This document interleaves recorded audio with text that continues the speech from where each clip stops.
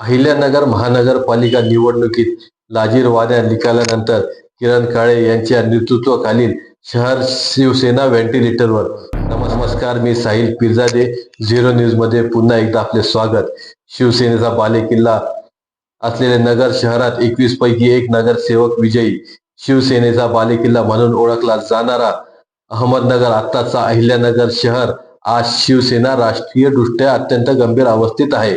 2026च्या अहिल्यानगर महानगरपालिका निवडणुकीने हे स्पष्ट केले आहे की किरण काळे यांच्या नेतृत्वाखालील उद्धव ठाकरे गटाची शिवसेना अक्षरशः व्हेंटिलेटरवर आहे. अहमदनगर शहराचे आताचे अहिल्यानगर शहराचे नगरपालिकेचे रूपांतर महानगरपालिकेत झाले. नगरपालिका बरखास्त झाली. 2003 मध्ये प्रथम महानगरपालिका निवडणूक झाली आणि शहराच्या महापौरपदी शिवसेनेचे भगवान फुलसौंदर विराजमान झाले. शहरात शिवसेना आणि भाजपची म्हणजेच युतीची सत्ता स्थापन झाली होती. शिवसेनेचे एक हाती वर्चस्व पालिकेत होते. शहराचे आमदार स्वर्गीय अनिल भैया राठोड शिवसेनेचे होते.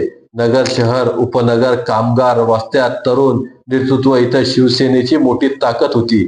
कालच्या 2026च्या निवडणुकीत एका शिवसेनेचे 2 गट पडले. किरण काळे यांच्या शहर जिल्हाध्यक्षपदाखाली ठाकरे गटाचे फक्त योगीराज गाडे, तेही आपल्या बळावर निवडून आले हे स्पष्ट आहे.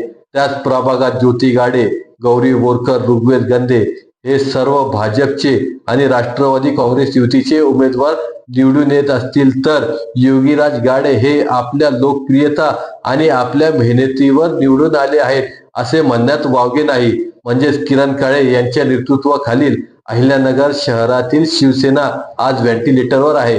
या उलट अनिल शिंदे हे निवडणूक काळात स्वतः व्हेंटिलेटरवर असताना त्यांच्या नेतृत्वाखाली शिंदे सेनेचे 10 नगरसेवक निवडून आले आहेत. नगर महानगरपालिका निवडणूक 2026 पाहता उद्धव ठाकरे यांच्या शिवसेना निकाल पाहता अहिल्यानगर मनपा निवडणुकीत ही किरण काळे यांच्या नेतृत्वाखाली लढवली गेली आहे. शिवसेनेला फक्त एक जागा आणि अनेक प्रभागात पराभव मतफरकाने पारंपरिक मतदारांचा निरुत्साह, बूथ पातळीवर कार्यकर्त्यांचा अभाव म्हणजेच आजार गंभीर आहे. स्थानिक नेतृत्वावर विश्वास कमी आहे. जुने नेतृत्व संभ्रमात आहे. मनपा निकालावर मोठा परिणाम झाल्याचे दिसत आहे. एकंदरीत अहिल्यानगर शिवसेनेची राजकीय अवस्था व्हेंटिलेटरवर असल्यासारखी आहे.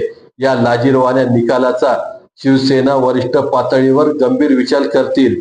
झिरो न्यूजचा हा भाग आपल्याला नक्कीच आवडला असेल तर झिरो न्यूजला लाईक, शेअर आणि सबस्क्राईब करा आणि आपल्या प्रतिक्रिया कमेंट बॉक्समध्ये कळवा.